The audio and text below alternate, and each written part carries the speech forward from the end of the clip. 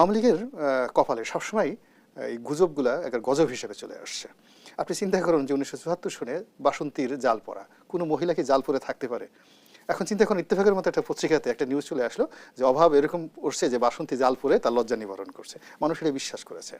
শেখ কামাল রাস্তায় বের হয়েছেন, উনি কিছু গুন্ডা তাকে আক্রমণ করেছে, সেটা প্রতিহত করতে গিয়ে, তাদের সাথে যুদ্ধ করতে গিয়ে তিনি আহত হয়েছেন। পেপারে আসলো এই যে হাসানুল হক ইনু সাহেবদের পত্রিকা, তখন বাংলাদেশের সবচেয়ে জনপ্রিয় দৈনিক গণকণ্ঠ পত্রিকা, কবি আল মাহমুদ সেটার সম্পাদক ছিলেন। শেখ কামাল ব্যাংক ডাকাতি করতে গিয়ে পুলিশের হাতে গুলিবিদ্ধ হয়েছে, শেষ সেটাতে। এই ভারতবর্ষের ইতিহাসে অনেক বদ্ধ উন্মাদ রাজা ছিল, 30 বছর তারা রাজত্ব করেছে, একদম পাগল। সেই পাগল রাজার আমলেও কিন্তু রাজকোষ থেকে একটা পয়সা চুরি হয়েছে। মোহাম্মদ বিন তুগলকের আমলে অনেক তুগলকি কাণ্ড ঘটেছে, কিন্তু তার সেন্ট্রাল ব্যাংক থেকে কোনো টাকা চুরি কিন্তু হয়নি। কিন্তু দুর্ভাগ্য যে আমাদের বাংলাদেশ থেকে এই যুগে, এই উন্নয়নের মধ্যে বিশাল অঙ্কের টাকা চুরি হয়ে গিয়েছে। আবার চুরি হচ্ছে বা চুরি হয়েছে এরকম একটা গুজব